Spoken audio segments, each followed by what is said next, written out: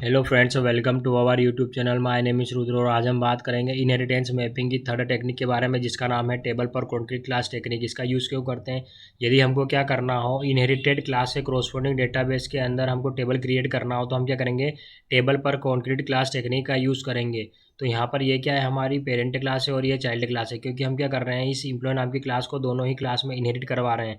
किसकी मदद से? एक्सटेंड कीवर्ड की मदद से हम क्या कर रहे हैं, एक्सटेंड कर रहे हैं, जिससे इन दोनों के बीच में रिलेशनशिप कैसे स्टेबलाइज हो जाएगी, ये पेरेंट क्लास बन जाएगी और ये चाइल्ड क्लास बन जाएगी। कौन सी? फ्रेशर और एक्सपीरियंस, है ना। और जो क्लास क्या करती है, इनहेरिट करती है प्रॉपर्टी को अनदर क्लास की, तो वो क्या हो जाती है, इनहेरिटेड क्लास भी कहलाती है ना। तो इस क्लास के क्रॉसपोर्टिंग हमको क्या करना है, डेटाबेस के अंदर टेबल क्रिएट करवाना है। तो हम क्या कर रहे हैं, table per concrete class technique का यूज़ कर रहे हैं, क्योंकि इसकी मदद से हम क्या कर सकते हैं, इनहेरिटेड क्लास के क्रॉसपोर्टिंग डेटाबेस में टेबल क्रिएट करवा सकते हैं। किसकी मदद से? हाइबरनेट की मदद से। मगर हमको बताना पड़ेगा हाइबरनेट को कि किस हिसाब से कौन सी क्लास क्या है हमारी, चाइल्ड क्लास है, इनहेरिटेड क्लास है, और कौन सी पेरेंट क्लास है, और किस हिसाब से आप क्या करोगे, टेबल क्रिएट करोगे डेटाबेस के अंदर, किसके क्रॉसपोर्डिंग, इनहेरिटेड क्लास के क्रॉसपोर्डिंग। तो ये बताने के लिए हम क्या करते हैं, मैपिंग का यूज़ करते हैं। और मैपिंग हम कितने टाइप से कर सकते हैं, मेनली टू टाइप से, एक्सएमएल की मदद से और एनोटेशन की मदद से। तो सबसे पहले देखेंगे कि एक्सएमएल की मदद से कैसे मैपिंग परफॉर्म करेंगे। तो सबसे पहले हम क्या करते हैं, मैपिंग परफॉर्म करने के लिए सबसे पहले हम करते हैं रूट टेक का यूज़। रूट टेक क्या हो जाएगा हमारा, हाइबरनेट मैपिंग नाम का। उसके अंदर क्या करेंगे, क्लास टेक का यूज़ करेंगे। और जब भी हम क्या करते हैं, इनहेरिटेंस मैपिंग कॉन्सेप्ट का यूज़ करते हैं, तो उसमें जो क्लास टेक का यूज़ करते हैं हम, तो वो किसको रिप्रेजेंट करता है, ऑलवेज पेरेंट क्लास को रिप्रेजेंट करता है। तो यहाँ पे हम क्या करेंगे, नेम एट्रीब्यूट में पेरेंट क्लास का नाम दे देंगे और उसके अंदर प्रेजेंट प्रॉपर्टी को, यानी कि ईएमपी आईडी और नेम को। तो हमको ईएमपी आईडी जो है उसको हमको क्या करना है, स्पेशल कॉलम जो क्या करता हो, प्राइमरी की को कंटेन करता है, उससे क्या करना है, मैप करना है। तो हम क्या करेंगे, इस आईडी को पास कर देंगे आईडी टैग के अंदर, है ना। और बाकी जो नेम है इसको हम क्या कर देंगे, प्रॉपर्टी टैग के अंदर मैप पास कर देंगे, है ना, नेम एट्रीब्यूट के अंदर। तो जिससे क्या होगा कि ये क्या हो जाएगा, नॉर्मल कॉलम से मैप हो जाएगा, मगर ये क्या हो जाएगा, स्पेशल कॉलम से मैप होगा, जो क्या करेगा, प्राइमरी की को कंटेन करता होगा, है ना। तो यदि किसी प्रॉपर्टी को हमको क्या करना हो, कोई कॉलम से मैप करना हो जो क्या करे, प्राइमरी की को कंटेन करे, तो क्या करेंगे, उसको आईडी टैग के अंदर पास कर देंगे। और नॉर्मल कॉलम से करना हो तो प्रॉपर्टी टैग के अंदर पास कर देंगे। अब ये तो हमने कर दिया क्या, पेरेंट क्लास के क्रॉसपोर्डिंग मैप कर दिया, मैपिंग कर दी, और उसकी प्रॉपर्टी को भी मैप कर दिया। अब क्या करना है हमको, सब क्लास या इनहेरिटेड क्लास के क्रॉसपोर्डिंग मैपिंग परफॉर्म करना है। तो जब भी हम क्या करते हैं, table per concrete class technique का यूज़ करते हैं, तो इसमें हम सब क्लास को या इनहेरिटेड क्लास को मैप करने के लिए क्या करते हैं, यूनियन सब क्लास टेक का यूज़ करते हैं। और उसके अंदर क्या करेंगे, नेम एट्रीब्यूट में उस क्लास का नाम पास कर देंगे, इनहेरिटेड क्लास का, जिसको हमको क्या करना है, टेबल से मैप करना है ना। तो यहाँ पे हमको फ्रेशर का सबसे पहले करना है, इनहेरिटेड क्लास को मैप करना है, तो यहाँ पे फ्रेशर पास कर दिया। उसके बाद में टेबल में हमने वो नाम पास करना है जिस टेबल से हमको क्या करना है, मैप करना है इस क्लास को। तो हमने क्या कर दिया, फ्रेशर नाम की टेबल पास कर दी, जिससे क्या करना है, इस फ्रेशर नाम की क्लास को मैप करना है ना। यदि ये प्रेजेंट होगी पहले से टेबल में, तो ये क्या करेगा, मैप कर देगा। और यदि नहीं होगी तो हाइबरनेट क्या करेगा, खुद ब खुद बना लेगा। हम जब क्या करेंगे, कॉन्फ़िगरेशन फाइल में HBM to DDL dot auto update करके प्रॉपर्टी का यूज़ करते हैं, तब क्या होता है, हाइबरनेट खुद से क्या कर देता है, क्लास भी क्रिएट कर देता है। अब क्या करना है हमको, ये क्लास के क्रॉसपोर्डिंग तो मैपिंग परफॉर्म कर ली। अब क्या करना है हमको, इसके अंदर प्रेजेंट प्रॉपर्टी का क्रॉसपोर्डिंग मैपिंग परफॉर्म करना है। तो हम क्या करेंगे, प्रॉपर्टी टेक का यूज़ करेंगे और उसके अंदर नेम एट्रीब्यूट में उन प्रॉपर्टी को क्या कर देंगे, पास कर देंगे, जिससे क्या होगा कि इस टेबल के क्रॉसपोर्डिंग जो कॉलम होंगे उससे क्या हो जाएगी, ये प्रॉपर्टी मैप हो जाएगी। अब क्या करना है हमको, नेक्स्ट इनहेरिटेड क्लास को मैप करना जो है एक्सपीरियंसड है। तो हम क्या करेंगे, फिर से यूनियन सब क्लास टेक का यूज़ करेंगे, उसके अंदर नेम एट्रीब्यूट में एक्सपीरियंस क्लास का नाम पास कर देंगे, जो क्या है, हमारी सेकेंड इनहेरिटेड क्लास है। और टेबल एट्रीब्यूट में उस टेबल का नाम पास कर देंगे, जिससे हमको क्या करना है, इस क्लास को मैप करना है। अब ये तो हमने क्लास को मैप कर दिया, सब इनहेरिटेड क्लास को। अब क्या करना है, उसके अंदर प्रेजेंट प्रॉपर्टी को भी मैप करवाना। तो क्या करेंगे, प्रॉपर्टी टेक में उस प्रॉपर्टी का नाम रख देंगे, पास कर देंगे, जिससे हमको क्या करना है, इस क्लास में प्रेजेंट कॉलम से मैप करवाना है ना। तो अब ये क्या हो गई, पेरेंट क्लास भी मैप हो गई, उसके अंदर प्रेजेंट प्रॉपर्टी भी मैप हो गई, और सब क्लास भी मैप हो गई, उसके अंदर प्रेजेंट प्रॉपर्टी भी मैप हो गई। अब ये तो हमने देख लिया कि किस तरीके से हम XML का यूज़ करके मैपिंग परफॉर्म कर सकते हैं। अब देखेंगे एनोटेशन का यूज़ करके कैसे मैपिंग परफॉर्म करेंगे। तो हमने यहाँ पे क्या करा है, अलग से जब भी हम क्या करते हैं, XML का यूज़ करते हैं मैपिंग परफॉर्म करने के लिए, तो अलग से एक XML फाइल क्रिएट करते हैं और उसके अंदर क्या करते हैं, मैपिंग परफॉर्म करते हैं। अब हम देखेंगे कि एनोटेशन का यूज़ करके कैसे मैपिंग परफॉर्म करेंगे। अब हम देखेंगे कि एनोटेशन की मदद से कैसे मैपिंग परफॉर्म करेंगे। तो जब हम क्या कर रहे थे, XML की मदद से मैपिंग परफॉर्म कर रहे, तो हमने क्या करा था, एक अलग से XML फाइल बनाई थी और उसके अंदर XML टैग का यूज़ करके मैपिंग परफॉर्म करा था, है ना, क्लास के क्रॉसपोर्डिंग और उसके प्रॉपर्टी के क्रॉसपोर्डिंग। अब क्या करेंगे, हम सेम क्लास में जिसके क्रॉसपोर्डिंग हम क्या कर रहे थे, मैपिंग परफॉर्म कर रहे थे, हम उसी क्लास में जावा की एनोटेशन का यूज़ करके मैपिंग परफॉर्म करेंगे। तो सबसे पहले क्या करेंगे कि जो पेरेंट क्लास होती है उसके अंदर ऊपर क्या करते हैं, हम @inheritance एनोटेशन का यूज़ करते हैं, जिससे हम बताते हैं कि हम क्या कर रहे हैं, इन क्लासेस के ऊपर इनहेरिटेंस मैपिंग कॉन्सेप्ट का यूज़ कर रहे हैं, है ना। और उसके अंदर स्ट्रेटजी में हम क्या करते हैं, स्ट्रेटजी एट्रीब्यूट का यूज़ करते हैं और उसमें क्या करते हैं, बताते हैं कि अब इनहेरिटेंस मैपिंग कॉन्सेप्ट का यूज़ तो कर रहे हैं मगर एग्जैक्ट कौन सी टेक्निक का यूज़ करना चाहते हैं।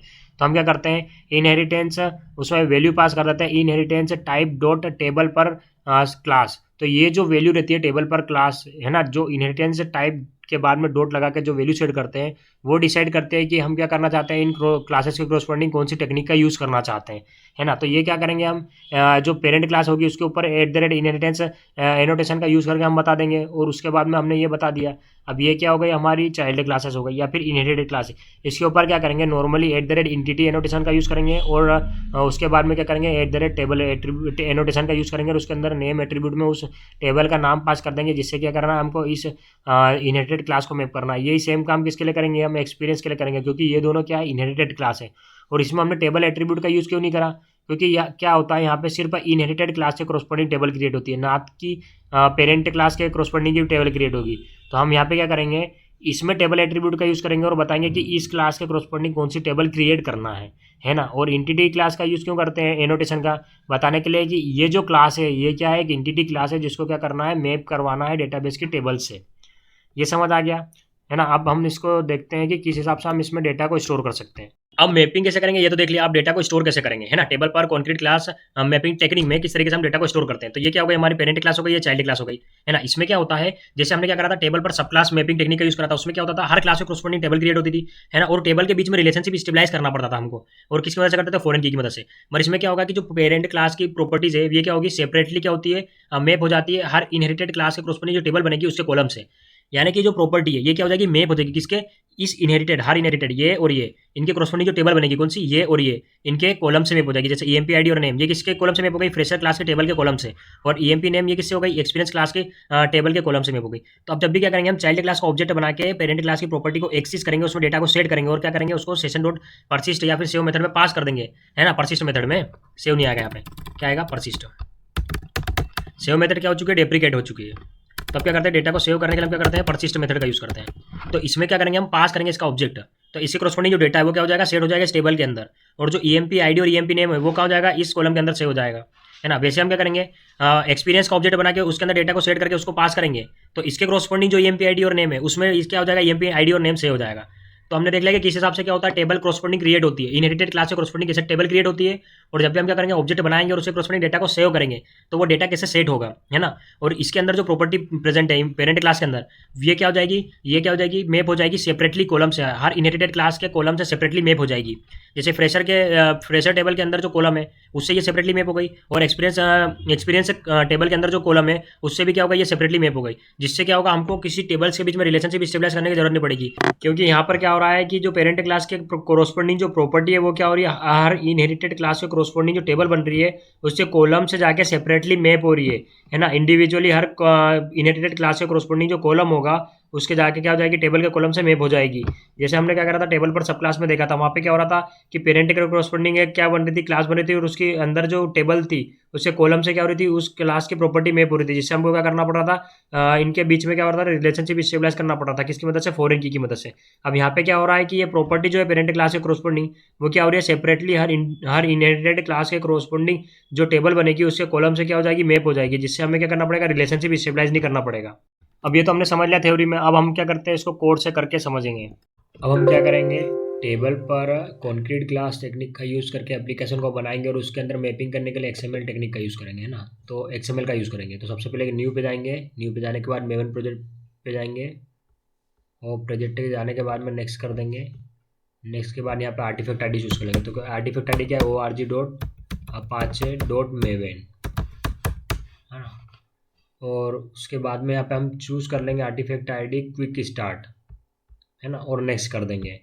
नेक्स्ट करने के बाद हम क्या करेंगे, यहाँ पे ग्रुप आईडी दे देंगे। तो ग्रुप आईडी क्या हो जाएगी हमारी, com.table per concrete class mapping with XML.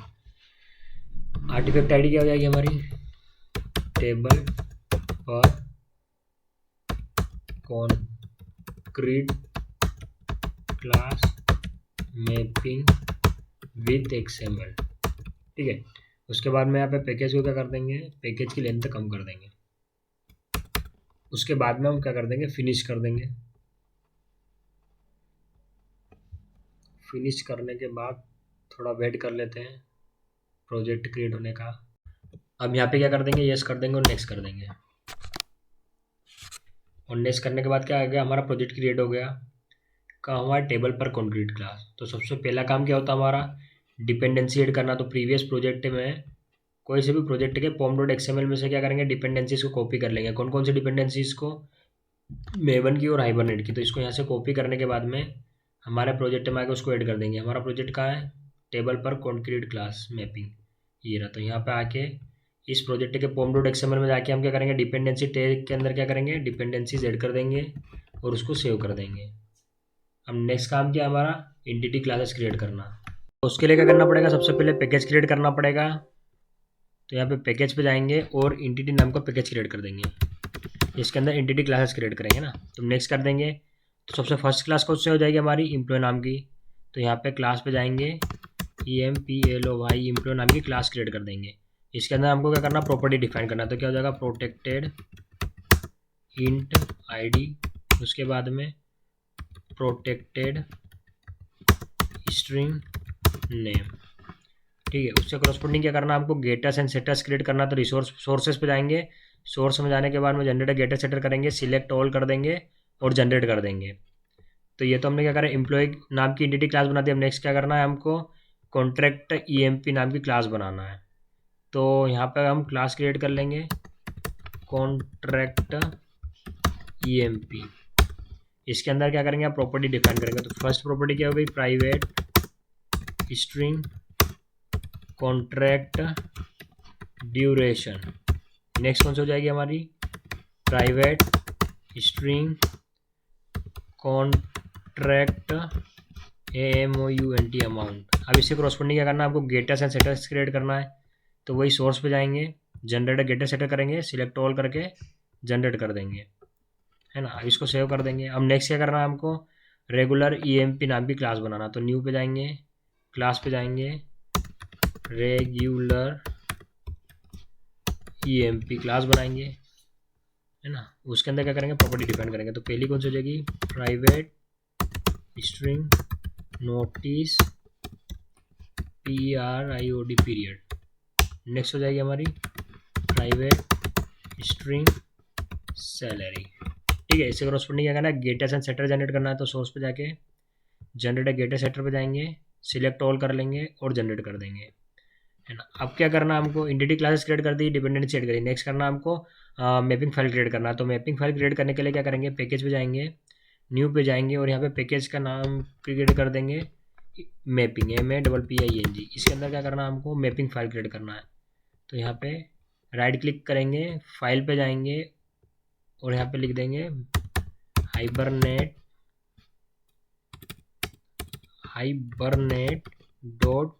.hbm.xml। ठीक है, अब फाइल तो क्रिएट कर लिया। अब नेक्स्ट काम क्या होता है, DTD ऐड करना। तो मैपिंग फाइल के लिए DTD ऐड करेंगे। तो क्या करेंगे, मैपिंग की DTD hibernate mapping DTD file में जाएंगे और DTD को कॉपी कर लेंगे यहाँ से। तो DTD को कॉपी कर लिया और हमारे प्रोजेक्ट की मैपिंग फाइल में आके उसको पेस्ट कर देंगे। नेक्स्ट क्या करना है हमको, रूट टेक का यूज़ करना। रूट टेक क्या है हमारा, हाइबरनेट मैपिंग। इसके अंदर क्या करेंगे, प्रॉपर क्लास टेक का यूज़ करेंगे, CLASS क्लास। और उसके अंदर क्या करेंगे, नाम पास कर देंगे उस क्लास का जिसको हमको मैप करना है। तो नाम कौन सा है, एम्प्लॉय।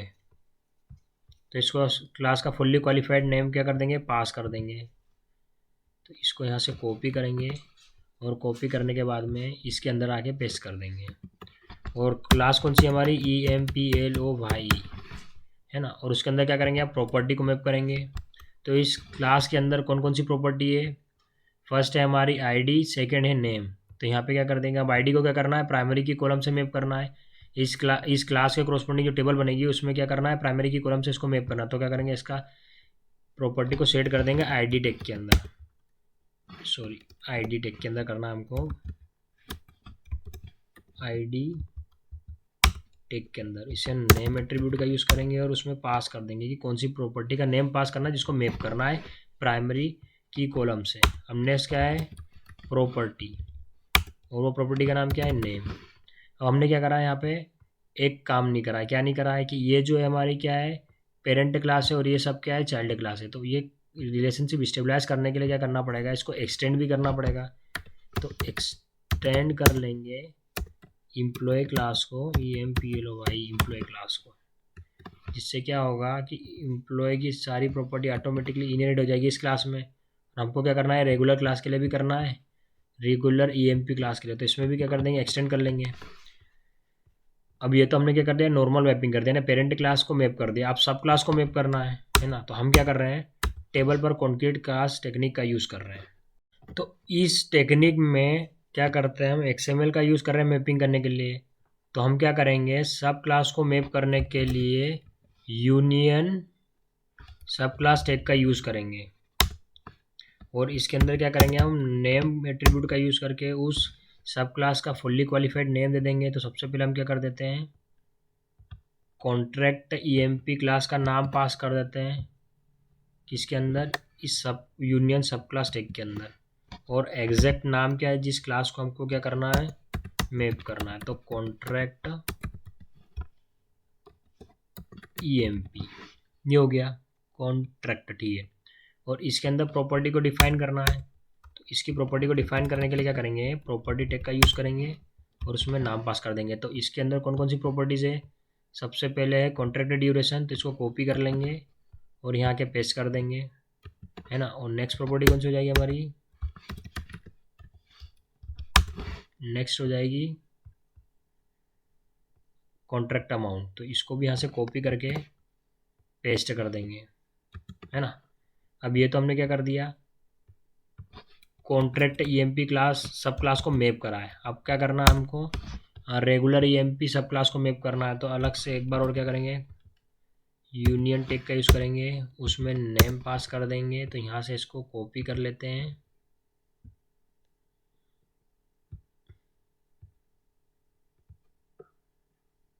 एंटिटी तक, और कॉपी करने के बाद में यहाँ पे इसको कर देंगे पेस्ट।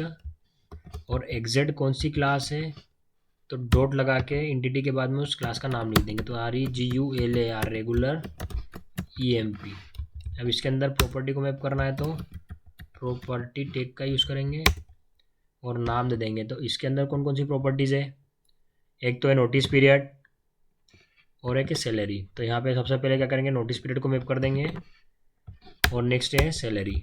तो प्रॉपर्टी और यहाँ आ जाएगा सैलरी, ठीक है।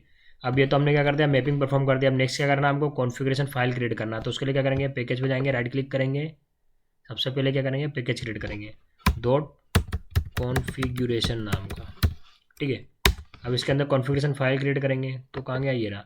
इसके अंदर जाके फाइल क्रिएट कर देंगे जिसका नाम रख देंगे hibernate.cfg.xml।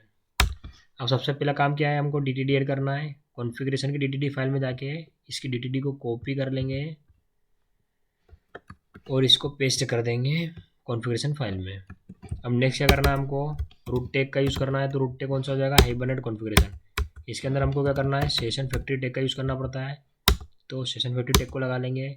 नेक्स्ट क्या है, प्रॉपर्टी टैग। तो प्रॉपर्टी टैग की मदद से प्रॉपर्टी डिफाइन करेंगे। तो सबसे पहली प्रॉपर्टी हो जाएगी क्या, connection.url। तो URL दे देंगे। तो URL क्या हो जाएगा हमारा, JDBC:/localhost/। अब डेटाबेस का नाम देना है। तो डेटाबेस का नाम क्या रख देते हैं हम, table per concrete class XML, ठीक है। अब इसको क्या करेंगे, हम डेटाबेस के अंदर जाके क्रिएट कर लेंगे। तो इसको यहाँ से कॉपी करने के बाद में डेटाबेस में जाएंगे और यहाँ पे क्या करेंगे, क्रिएट कर लेंगे। तो यहाँ पे जाके डेटाबेस आइकन पे जाएंगे और यहाँ पे पेस्ट कर देंगे उस डेटाबेस का नाम जिसको क्रिएट करना, अप्लाई करके, अप्लाई करने के बाद में फिनिश कर देंगे, ठीक है। तो यहाँ पे डेटाबेस क्रिएट हो गया, कौन सा, टेबल पर, ये रहा, table per concrete class XML। अब क्या करना है, हमको इसको यूज़ करना है ना।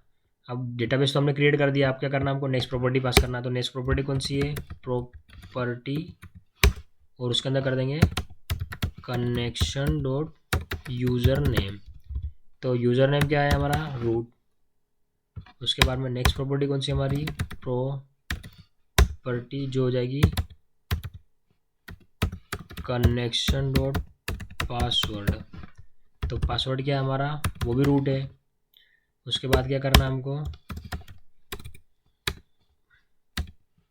प्रॉपर्टी नेम में आ जाएगा CONNECTION connection dot DRI driver class, जो का रखिए com dot mysql dot JDBC dot DRIVER driver. Next क्या करना हमको, प्रॉपर्टी, इसको इंटर कर लेते हैं और प्रॉपर्टी में आके लिख देंगे HBM2DDL dot auto AUTO auto, और यहाँ पे वैल्यू पास कर देंगे UPDATE अपडेट। अब ये तो क्या करा हमने, प्रॉपर्टी डिफाइन कर दी कॉन्फ़िगरेशन के लिए। अब नेक्स्ट क्या करना हमको, मैपिंग फाइल को मैप करना है, तो क्या करेंगे, मैपिंग टैग का यूज़ करेंगे और उसके अंदर रिसोर्स एट्रीब्यूट का यूज़ करेंगे और उसमें फुल्ली क्वालिफाइड नेम पास कर देंगे उस मैपिंग फाइल का। तो मैपिंग फाइल यदि, तो हमको क्या करना है, कहीं से भी कॉमन पैकेज तक का नाम उठा लेंगे। तो कॉमन पैकेज कहाँ तक है, यहाँ तक है हमारा, table per concrete class mapping with XML, इसको कॉपी करके यहाँ पे आके पेस्ट कर देंगे और डॉट की जगह क्या करेंगे, बैकस्लैश कर देंगे। तो इसको यहाँ से हटा के बैकस्लैश कर देंगे। अब वो कौन सा एग्जैक्ट पैकेज है जिसके अंदर ये रखी हुई है मैपिंग फाइल, तो MAPPIND पैकेज के अंदर हाइबरनेट HBM.XML फाइल रखी हुई है। ठीक है, अभी हमने क्या करा, मैप कर दिया। अब नेक्स्ट क्या करना है हमको, session factory object provider class बनाना। तो सबसे पहले क्या करेंगे, यहाँ पे जाके पैकेज क्रिएट करेंगे और पैकेज का नाम रख देंगे SFPROVIDER प्रोवाइडर, है ना। उसके बाद में क्या करना हमको, उस SF प्रोवाइडर नाम के पैकेज के अंदर क्लास क्रिएट करना है SF प्रोवाइडर नाम की, SFPROVIDER कर दिया। अब इस क्लास के अंदर क्या करेंगे, हम सबसे पहले रेफरेंस वेरिएबल बनाएंगे, स्टैटिक किसका, कॉन्फ़िगरेशन क्लास का, और RIVAT private session factory interface का, है ना। और ये दोनों हम जो बना रहे हैं रेफरेंस वेरिएबल, किसका, कॉन्फ़िगरेशन क्लास का और सेशन फैक्ट्री इंटरफेस का, ये दोनों ही हमको क्या करना है, इंपोर्ट करना है हाइबरनेट पैकेज में से।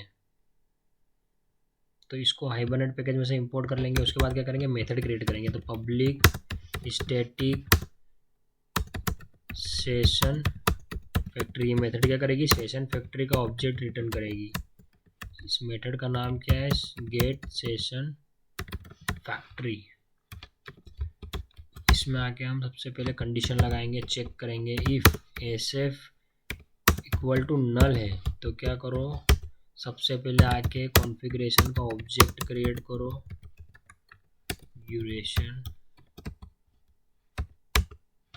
और इस ऑब्जेक्ट की मदद से क्या करेंगे, कॉन्फ़िगर मेथड कॉल करेंगे और इस कॉन्फ़िगरेशन मेथड के अंदर, कॉन्फ़िगर मेथड के अंदर क्या करेंगे, फुल्ली क्वालिफाइड नेम पास कर देंगे, किसका, कॉन्फ़िगरेशन फाइल का। तो फुल्ली क्वालिफाइड नेम पास करने के लिए क्या करेंगे, कॉमन पैकेज तक पाथ कॉपी कर लेंगे और कॉपी करने के बाद में यहाँ आके पेस्ट कर देंगे और ये डॉट की जगह क्या कर देंगे, बैकस्लैश कर देंगे। और एग्जैक्ट पैकेज का नाम क्या है जिसके अंदर ये है, तो उस पैकेज का नाम है कॉन्फ़िगरेशन। ठीक है, स्लैश लगा के फाइल का नाम लिख देंगे। तो हाइबरनेट net.cfg.xml। ठीक है, अब ये पास कर दिया। नेक्स्ट क्या करना है, एसएम में इंस्टेंस को क्या करना है, स्टोर करवाना है। वो कौन रिटर्न करेगा, build session factory method return करेगी, जो किसके अंदर प्रेजेंट है, कॉन्फ़िगरेशन क्लास के अंदर। अब ये हमारे पास में इंस्टेंस आ गया। अब इसको हम कर देंगे रिटर्न एसएफ को, है ना, और यहाँ पे RETURN रिटर्न एसएफ, RETURN। ठीक है, अब ये तो हमने कर दिया। अब नेक्स्ट क्या करना है, हमको डेटाबेस एक्सेस क्लास बनाना। तो क्या करेंगे, पैकेज पे जाएंगे, राइट क्लिक करेंगे, सबसे पहले पैकेज क्रिएट करेंगे, कौन से नाम का, डेटाबेस एक्सेस। तो डेटाबेस एक्सेस, ठीक है, इसके अंदर क्लास क्रिएट करेंगे जिसका नाम रख देंगे हम एक्सेस, ACCE एक्सेस।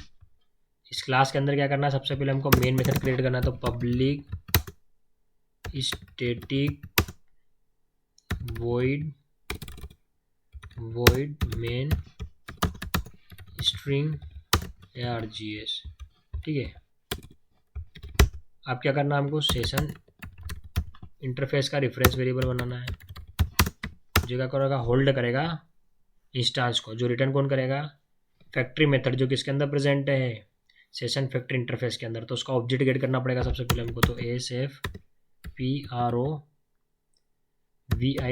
ऑब्जेक्ट की मदद से, क्लास की मदद से उस मेथड को कॉल करेंगे, स्टैटिक मेथड है इसलिए, और उस मेथड को कॉल करेंगे फैक्ट्री मेथड जिसका नाम है ओपन सेशन। फैक्ट्री मेथड यानी कि ऐसी मेथड जो क्या करे, ऑब्जेक्ट रिटर्न करे कॉल करने पर, ठीक है। अब ये तो हमने कर लिया, अब इसको क्या करना, हमको इंपोर्ट कर देना है।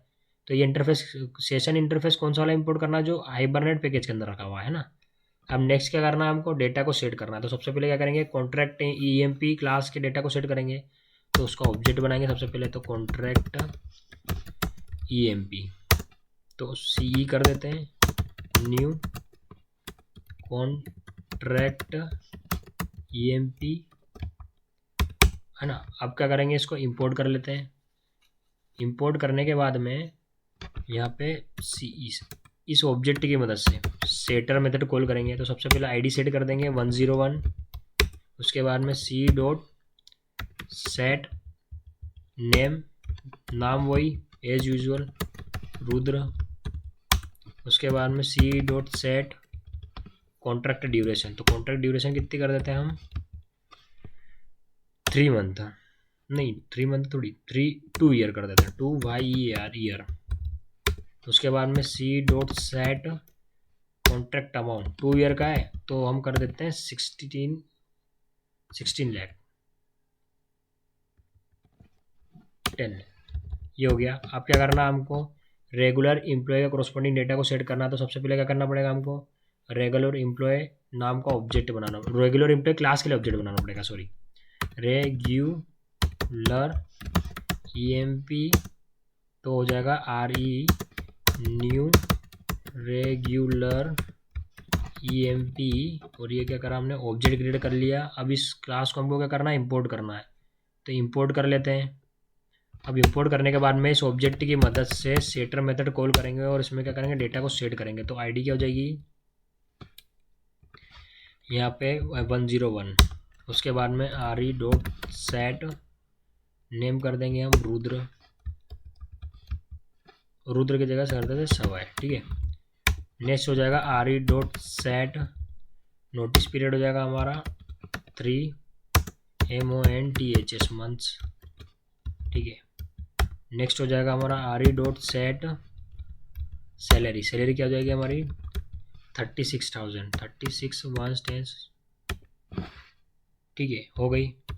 अब ये तो हमने क्या कर लिया, कॉन्ट्रैक्ट EMP क्लास के कोरस्पॉन्डिंग डेटा को सेट कर दिया, और हमने रेगुलर EMP क्लास के कोरस्पॉन्डिंग डेटा को सेट कर दिया। अब इसको क्या करना है, स्टोर करना। तो सबसे पहले क्या करेंगे, ट्रांजेक्शन का यूज़ करेंगे, transaction TX equal to session dot B transaction.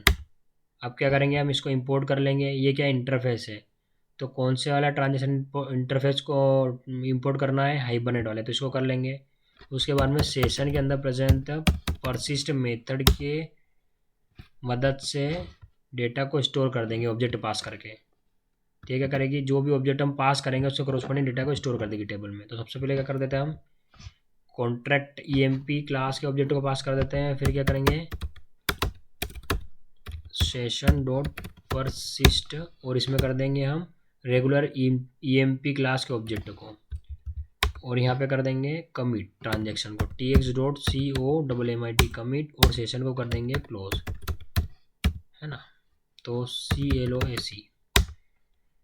अब इसमें क्या होगा, हर क्लास के हर इनहेरिटेड क्लास यानी कि कौन कौन सी, कॉन्ट्रैक्ट और रेगुलर, इसके क्रॉसपॉन्डिंग क्या होगी, टेबल बनेगी, ना कि हर क्लास से क्रॉसपॉन्डिंग बनेगी।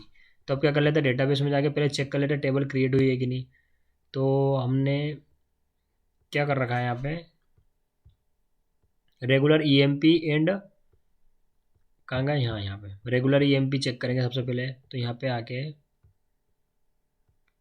क्यूरी फायर कर लेते हैं, ठीक है, select all from regular EMP, यहाँ चेक कर लेते हैं। तो क्या बोल रहा है कि इस नाम की टेबल प्रेजेंट ही नहीं है इस डेटाबेस में। तो आप कर लेते हैं इसको रन और फिर से चेक करेंगे। हमने इसलिए चेक करा है, हम देखना चाह रहे हैं कि पहले से डेटाबेस में टेबल क्रिएट है या नहीं। तो टेबल क्रिएट नहीं है। अब हम क्या करते हैं, रन करते हैं और चेक करेंगे।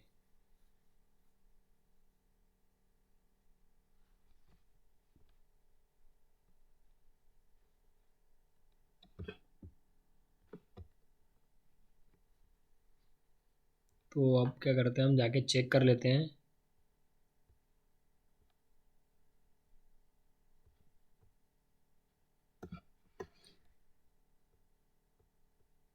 क्या प्रॉब्लम आ गई है। A different object with the same identifier value was already associated with the session, यानी कि रेगुलर आईडी। अच्छा, आईडी हमने क्या कर दी, सेम दे दी। यहाँ पे क्या कर देंगे, 2 दे 2 कर देंगे। फिर से सेव करके इसको रन कर देते हैं।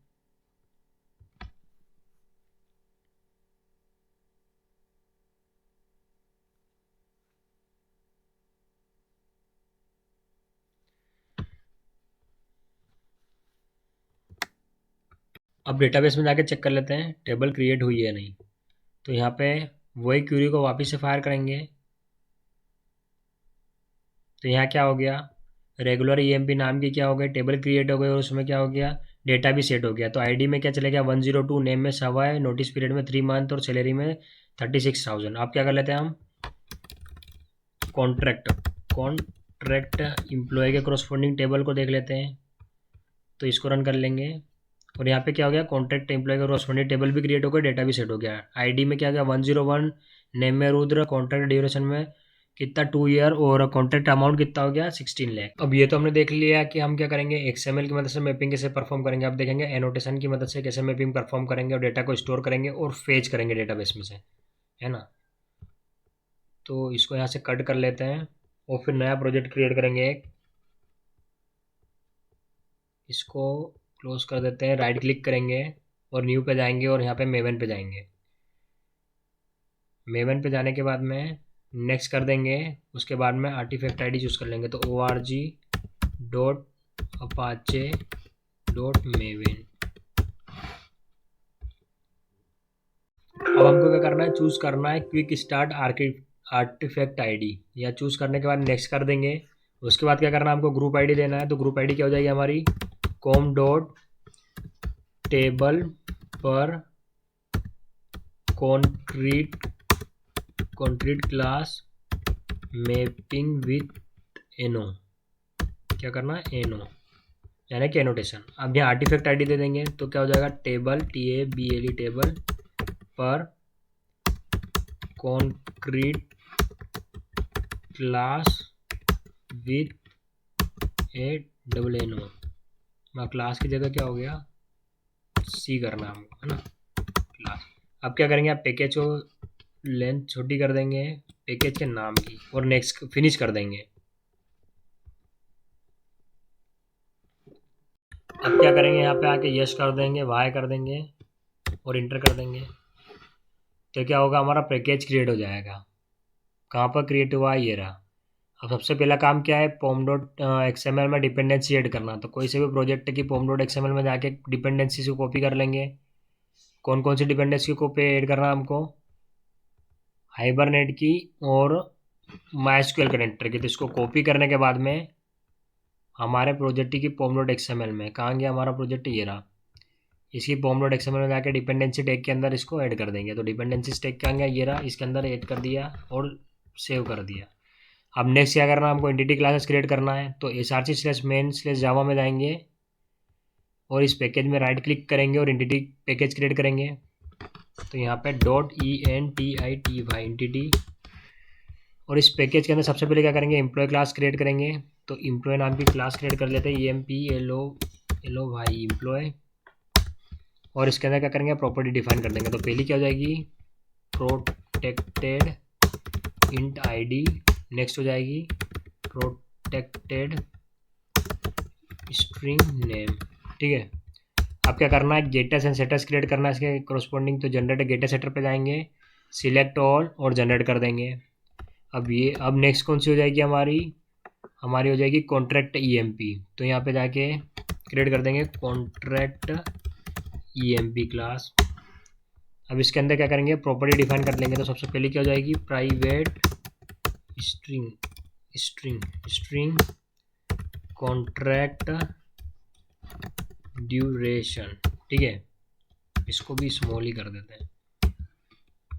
अब नेक्स्ट क्या करना है हमको, प्राइवेट स्ट्रिंग कॉन्ट्रैक्ट या फिर अमाउंट कर दे, कॉन्ट्रैक्ट अमाउंट कर दे, contract amount AMOUNT amount.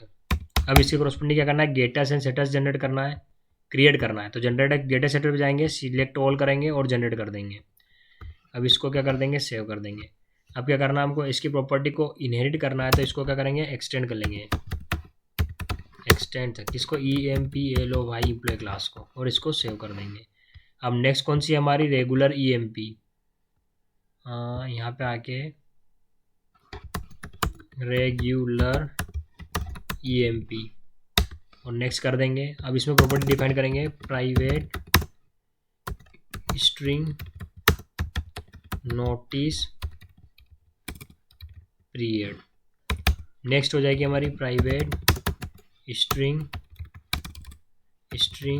Salary. अब इसके कोरस्पोंडिंग क्या करना है, गेटस एंड सेटस क्रिएट करना है।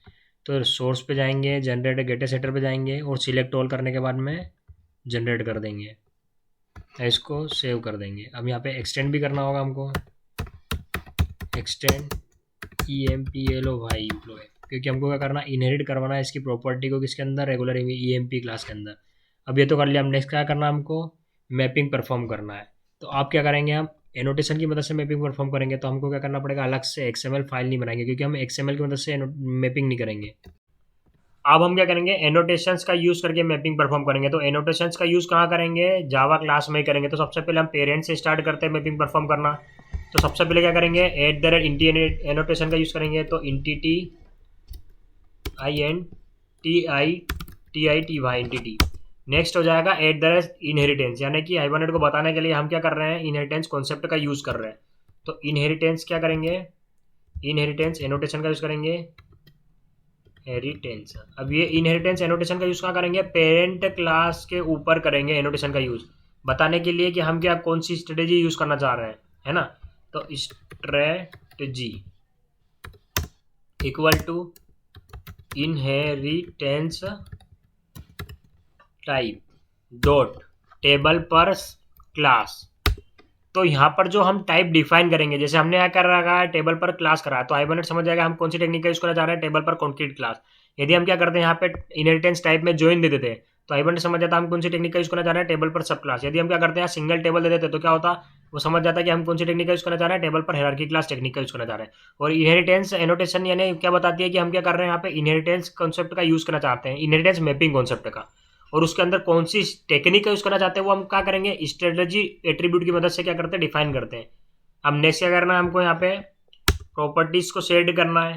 तो सबसे पहले क्या करेंगे, @ID एनोटेशन का यूज करेंगे, यानी कि ये जो प्रॉपर्टी है इसको क्या कर दो, इस टेबल, इस क्लास के कोरस्पोंडिंग जो टेबल बनेगी उसमें जो प्राइमरी की कॉलम होगा उससे मैप कर दो, है ना।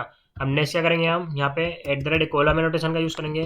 तो COLUMN यानी कि जो टेबल में कॉलम बनेंगे तो उसका नाम क्या होना चाहिए इस आईडी के प्रॉपर्टी के कोरस्पोंडिंग।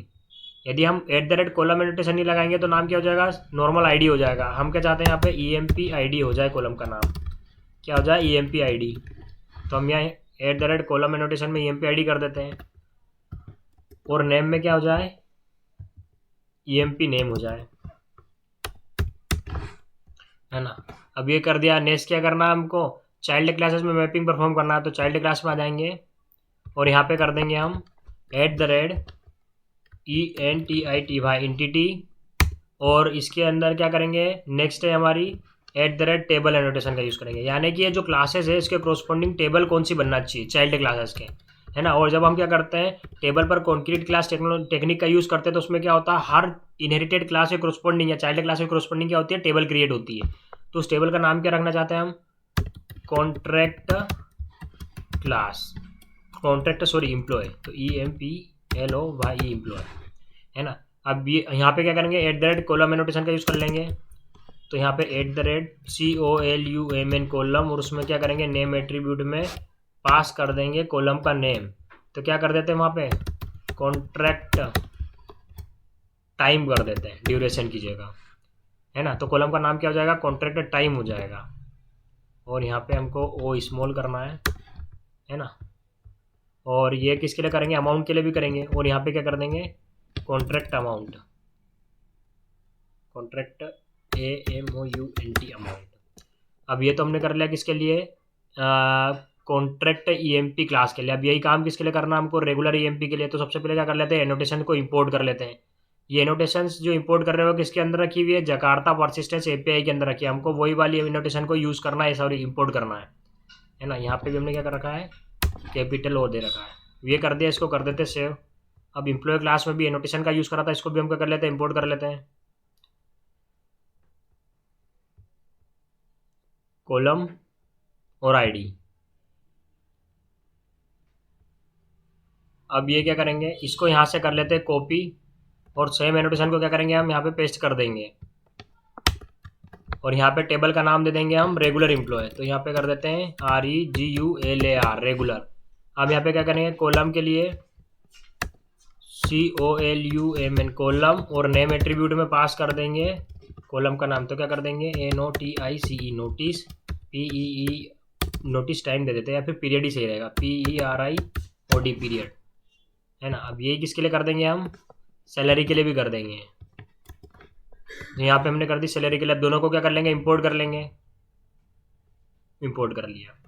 अब ये तो हमने क्या कर ली एंटिटी क्लासेस भी बना ली और एनोटेशन से मदद से मैपिंग भी परफॉर्म कर ली। यहाँ पे एरर क्यों आ रही है, ठीक है। अब इसको सेव कर देते हैं। एम्प्लॉय क्लास में भी चेक कर लेते हैं एरर क्यों आ रही है, इसको सेव नहीं करा अपन ने, है ना। अब हमने क्या कर लिया एंटिटी क्लास भी क्रिएट कर ली और मैपिंग परफॉर्म कर दिया। अब नेक्स्ट क्या करना है हमको कॉन्फ़िगरेशन फाइल क्रिएट करना है। तो क्या करेंगे यहाँ पे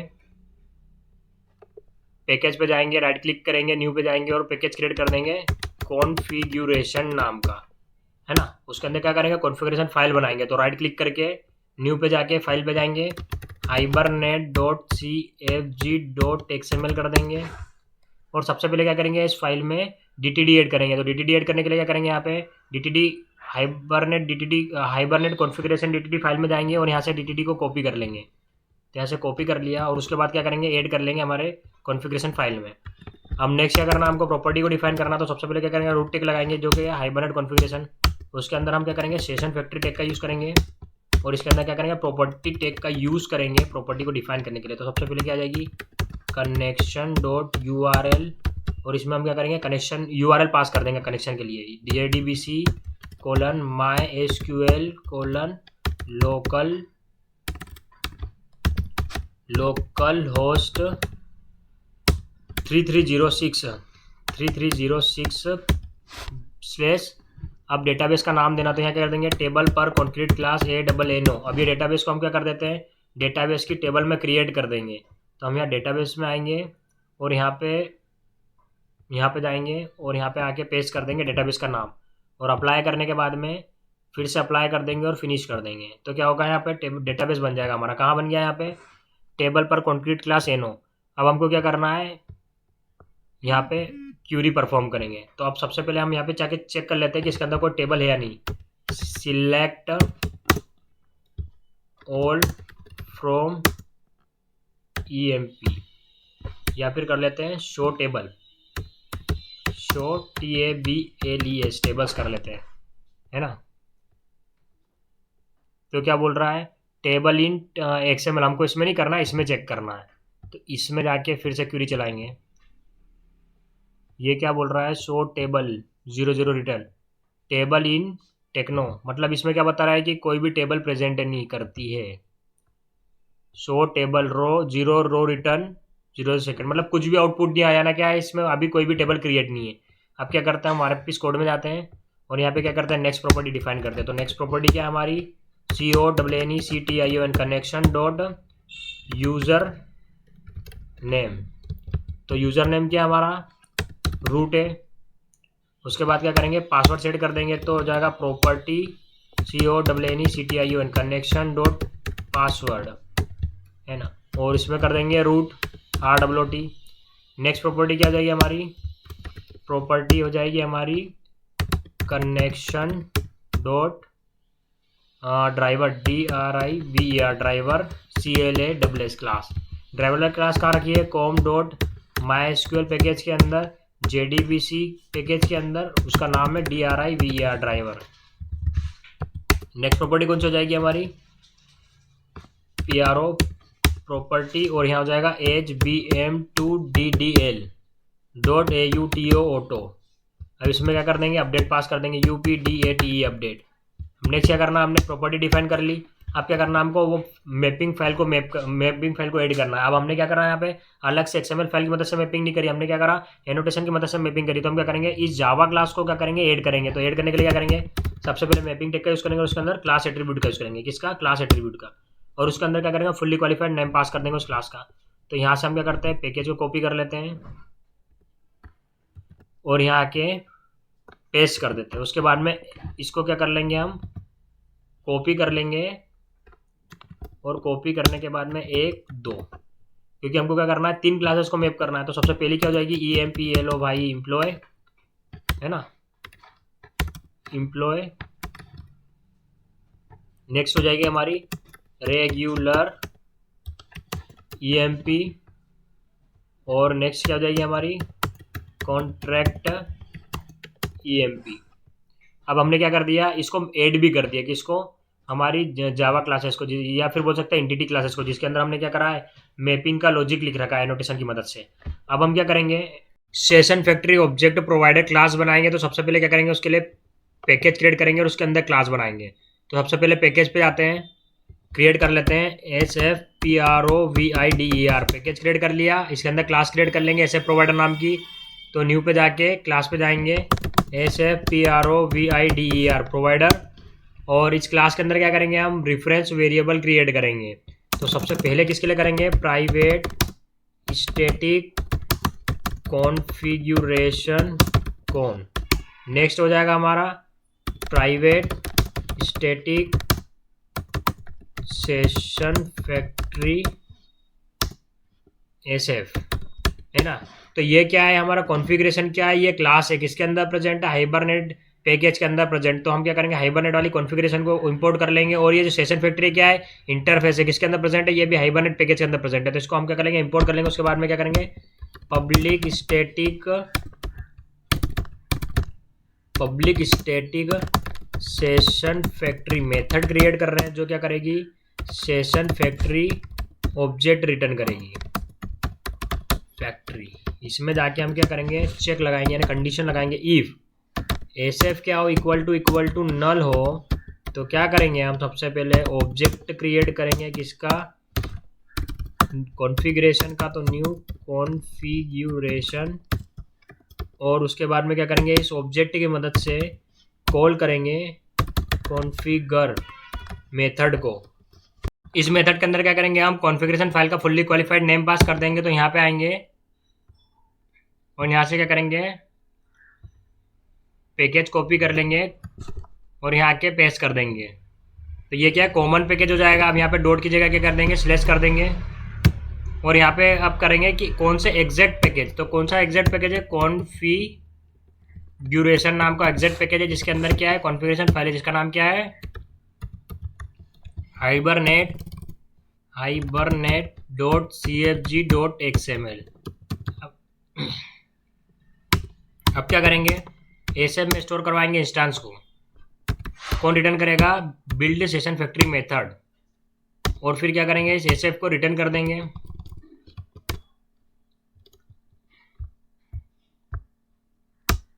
तो यहाँ पे रिटर्न SF, है ना। और यदि SF में पहले से क्या हो, इंस्टेंस हो, तो हम क्या करेंगे, उसको डायरेक्टली क्या करेंगे, रिटर्न कर देंगे।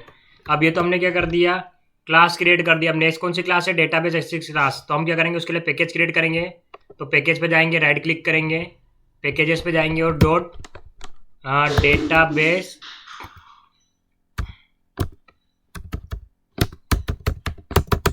Axis CLASS class. इसके अंदर क्या करेंगे, एक्सिस नाम की क्लास बनाएंगे। तो न्यू पे जाएंगे, न्यू पे जाने के बाद में क्लास में जाएंगे और एक सीज नाम की क्लास बना लेंगे। इसके अंदर सबसे पहला काम क्या करेंगे, हम मेन मेथड क्रिएट करेंगे। तो public static void main string args argument.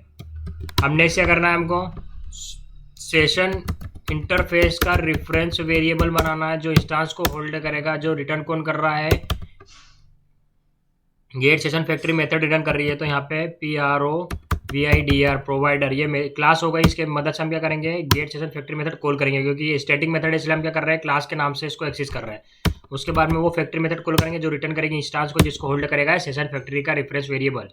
अब इसको कर लेते हैं इंपोर्ट। तो ये जो इंटरफेस है ये किसके अंदर प्रेजेंट है, ये हाइबरनेट के अंदर प्रेजेंट है। तो हमको हाइबरनेट वाला सेशन को इंपोर्ट करना है इंटरफेस को। अब ये तो हमने कर लिया। अब नेक्स्ट क्या करना है, हमको डेटा को सेट करना है। तो सबसे पहले रेगुलर EMP क्लास में सेट करेंगे और उसके बाद में क्या करेंगे, कॉन्ट्रैक्ट EMP क्लास में सेट करेंगे। रेगुलर EMP का ऑब्जेक्ट बनाएंगे उसके लिए। तो क्या करेंगे, RE equal to new regular EMP। अब ये ऑब्जेक्ट क्रिएट कर लिया। अब क्या करना, हमको सेट करना ऑब्जेक्ट की मदद से, सेटर मेथड कॉल करेंगे। इसको इंपोर्ट कर लेते हैं, सेट ID। तो ID क्या कर देंगे, हम 101 कर देंगे। उसके बाद में RE डॉट सेट ID के बाद नेम कर देंगे। नेम क्या कर देंगे हमारा, रुद्र, RUDRA है ना। उसके बाद क्या कर देंगे, RE डॉट सेट नेम कर दिया। उसके बाद में नोटिस पीरियड कर देंगे। तो नोटिस पीरियड क्या हो जाएगा हमारा, 2 मंथ्स हो जाएगा। Notice period 2 month, MONTHS months. उसके बाद में RE डॉट सेट सैलरी। तो सैलरी कितनी हो जाएगी इसकी, 35,000। तो 35 1 10 100,000 है ना, ज़्यादा कर दिया, ठीक है। अब क्या करना है हमको, कॉन्ट्रैक्ट एम्प्लॉय क्लास में डेटा को सेट करना। तो सबसे पहले इसका ऑब्जेक्ट बनाएंगे। तो कॉन्ट्रैक्ट EMP तो और CE कर देंगे और न्यू कॉन्ट्रैक्ट EMP। ऑब्जेक्ट बना लिया। आप क्या करेंगे, इस क्लास को इंपोर्ट कर लेंगे। तो यहाँ से क्या करेंगे, इसको इंपोर्ट कर लेते हैं और इंपोर्ट करने के बाद में C dot setter method call करेंगे और उसमें डेटा को सेट करेंगे। तो सबसे पहले ID कर लेते हैं। तो ID क्या हो जाएगी, ID हो जाएगी हमारी 102। उसके बाद में CE डॉट सेट नेम कर लेंगे। नेम हो जाएगा हमारा समर्थ, SAMARTH समर्थ। उसके बाद में CE डॉट सेट क्या करना हमको, अमाउंट कर लेते हैं। कॉन्ट्रैक्ट ड्यूरेशन करेंगे पहले। कॉन्ट्रैक्ट ड्यूरेशन क्या हो जाएगी हमारी, 1 ईयर। उसके बाद में CE dot set contract duration, sorry contract salary करना है अब हमको। ड्यूरेशन हमने कर लिया।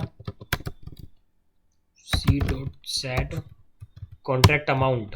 तो कॉन्ट्रैक्ट अमाउंट कितना हो जाएगा हमारा, हम 4 लाख कर लेते हैं। 4 लाख। अब यहाँ ID में क्या दिक्कत दे रहा है, ये change fix to set in ID to set string. हमने क्या कर रखा है यहाँ पे, ID को स्ट्रिंग, अच्छा हमको यहाँ करना इंटीजर वैल्यू पास करना, हमने स्ट्रिंग कर दी, डबल कोट्स में ID पास कर दी थी। एंड आप क्या करें, डेटा को सेट कर लिया। आप क्या करेंगे, इसको स्टोर करेंगे डेटाबेस में। तो सबसे पहले क्या करेंगे, ट्रांजेक्शन इंटरफेस का यूज़ करेंगे। ट्रांजेक्शन को स्टार्ट करने के लिए TX is equal to session dot बिंग ट्रांजेक्शन स्टार्ट कर देंगे। नेक्स्ट क्या करना हमको, इसको इंपोर्ट कर लेंगे। अब ये ट्रांजेक्शन इंटरफेस किसके अंदर रखा हुआ है, हाइबरनेट के अंदर रखा हुआ ट्रांजेक्शन इंटरफेस को हमको इंपोर्ट करना है। उसके बाद क्या करेंगे, सेशन की मदद से मेथड कॉल करेंगे परसिस्ट और उसके अंदर पास कर देंगे ऑब्जेक्ट RE रेगुलर एम्प्लॉय का। तो ऐसे कॉरस्पॉन्डिंग डेटा सेट हो जाएगा। उसके बाद में सेशन डॉट परसिस्ट और इसके अंदर क्या कर देंगे, C कॉन्ट्रैक्ट एम्प्लॉय का ऑब्जेक्ट पास कर देंगे। अब क्या कर देंगे, ट्रांजेक्शन को कमिट कर देंगे और सेशन को क्लोज कर देंगे, ठीक है। Session CLOSE close. अब क्या करना है, हमको चेक करना डेटाबेस में टेबल है या नहीं। हमने पहले चेक कर ली थी। अब इसको क्या कर देंगे, हम डायरेक्ट रन कर देते हैं। और रन करने के बाद में देखेंगे फिर कि डेटाबेस में स्टोर हुआ है कि नहीं डेटा। तो इसको एप्लीकेशन को रन कर देते हैं। ओके,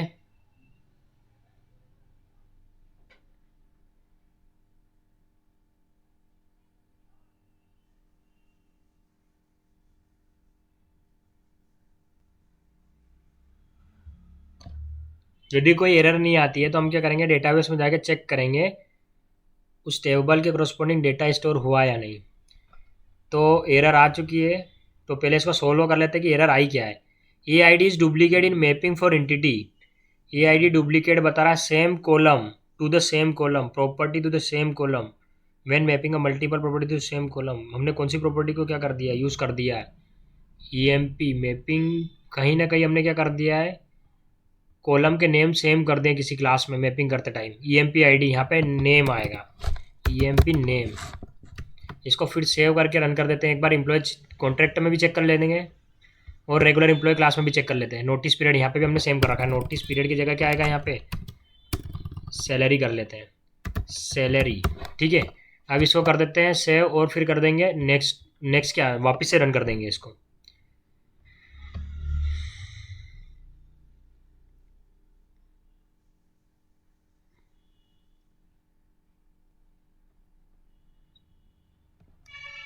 अब ये क्या हो चुकी है, रन हो चुकी है प्रॉपरली एप्लीकेशन। अब क्या करते हैं, डेटाबेस में जाके चेक करते हैं।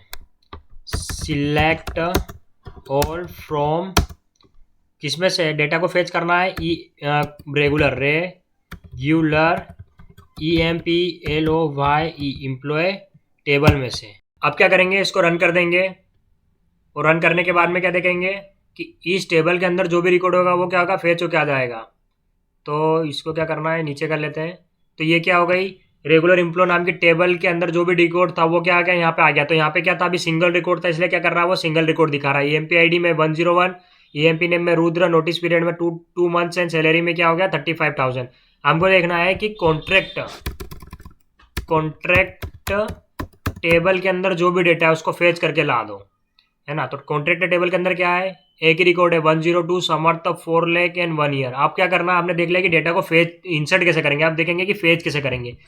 तो हम क्या करेंगे, इसके अंदर जाएंगे और हमारी एक्सिस क्लास में क्या करेंगे, जो डेटाबेस में डेटा को सेट करने के लिए लॉजिक लिखा था उसको क्या करेंगे, कमेंट कर देंगे। ट्रांजेक्शन को भी कमेंट कर देंगे, क्योंकि ट्रांजेक्शन का यूज़ कब करते हैं, जब हमको क्या करना हो, डेटाबेस में कुछ चेंजेस करना हो। ऐसे ऑपरेशन परफॉर्म करके हम क्या करना चाह रहे हैं, कुछ चेंजेस करना चाह रहे हैं, तो हम ट्रांजेक्शन का करेंगे। मगर हमको क्या करना है, अभी डेटाबेस से नॉर्मली डेटा को फेच करना है, तो इसमें हमको क्या करना है, ट्रांजेक्शन की रिक्वायरमेंट नहीं रहेगी। तो हम क्या करेंगे, ट्रांजेक्शन को भी कमेंट कर देंगे।